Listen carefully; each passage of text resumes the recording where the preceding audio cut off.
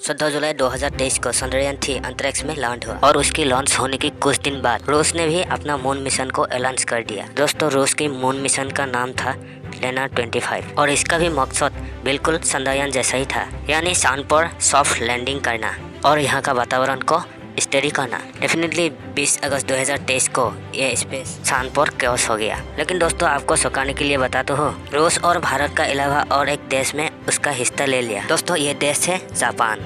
26 अगस्त 2023 को जापान की space agency साक्षात एक लैंडर को लॉन्च करने वाली, जिसका मुख्य मकसद होगा चांद की सरफेस पर एक्यूरेट लैंडिंग करना। इन सभी मिशन को देखने के बाद मन में काफी सवाल आया होगा, जैसे सारे देश अचानक मून में जाने के लिए क्यों कोशिश कर रही है, इन सभी देशों को उससे क्या फायदा होने वाली है और आखिर चांद पर इतना क्या स्पेशल है कि वह उन सभी देशों को अपनी ओर आकर्षित कर रही है। आज की इस वीडियो में हम इन सवालों का तो उत्तर देंगे, साथ में भविष्य में होने वाले मून मिशन के बारे में भी बताएंगे, इसीलिए इस वीडियो को अंत तक जरूर देखिएगा।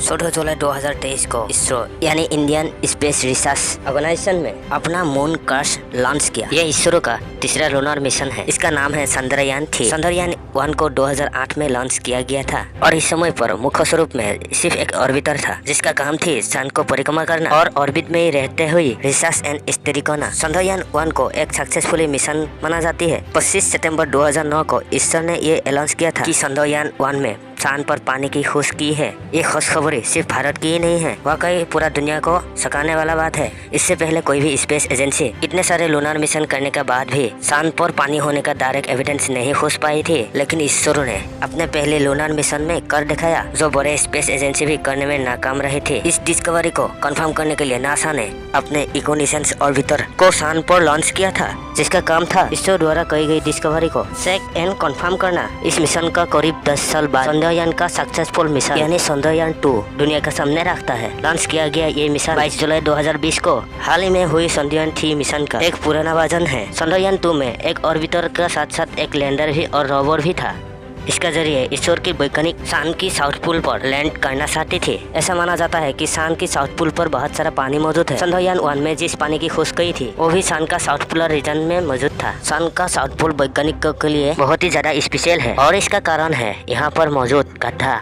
इसको ज्यादा एक्सप्लोर नहीं किया गया है। चट्टाने और अंधेरा चांद की साउथ पोल पर किसी भी स्पेसक्राफ्ट को भेजना पैर का मुड़ में हाथ डालना जैसा है। वैज्ञानिक बताते हैं इस एरिया में बहुत सारा गड्ढे और चट्टाने मौजूद है। इस वजह से किसी भी स्पेसक्राफ्ट को यहाँ लैंड करना बहुत मुश्किल होती है। चांद की साउथ पोल को पृथ्वी से ऑब्जर्व नहीं किया जा सकती है, जिस वजह से यहाँ मौजूद इंस्ट्रूमेंट से कांटेक्ट करना ये कॉम्प्लेक्स बात बन जाती है। चांद की साउथ पोल की सिर्फ इतना ही नहीं, तो सिस्टर में ज्यादातर समय अंधेरा रहती है, जैसा कि मैंने आपको पहले ही बताया कि यहाँ पर बहुत सारे गड्ढे मौजूद है और ये गड्ढे इतनी ज्यादा गहरी है कि यहाँ पर सूर्य की रोशनी नहीं पाती है। सूर्य की रोशनी ना पहुँचने की वजह से वैज्ञानिक इस एरिया को एक्सप्लोर करने के लिए इंटरेस्टेड है। वो ऐसा मानता है कि इन गड्ढे में ही वाटर आइस मौजूद हो सकती है, क्योंकि उसको पिघलाने के लिए सूर्य की रेडिएशन और गर्मी उस गड्ढे तक नहीं पहुँच पाती है। चंद्रयान 2 का मुख्य काम था चांद की साउथ पोल पर सॉफ्ट लैंडिंग करना, लेकिन वो ऐसा करने के लिए फेल हो गया। लैंडिंग का कुछ ही समय बाद इसरो ने चंद्रयान 2 की विक्रम लैंडर से अपना कांटेक्ट खो दिया।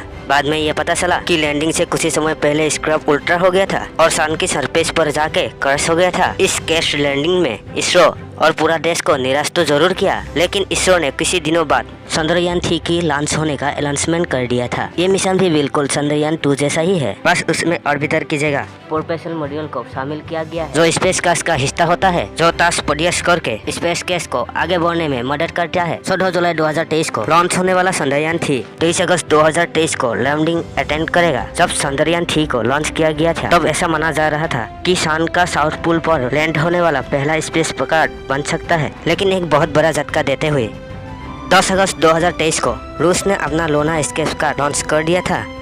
इस स्पेसक्राफ्ट का नाम था लोना 25 और बिल्कुल चंद्रयान 3 की तरह ही इसका भी एकमात्र मकसद था चांद की साउथ पोल पर सॉफ्ट लैंडिंग करना। इसरो ने अपने स्पेसक्राफ्ट को ट्रैक इन डायरेक्ट तरीके से भेजा था, जिस वजह से उन्हें ऐसे करने में करीब 40 दिनों का समय लग गया।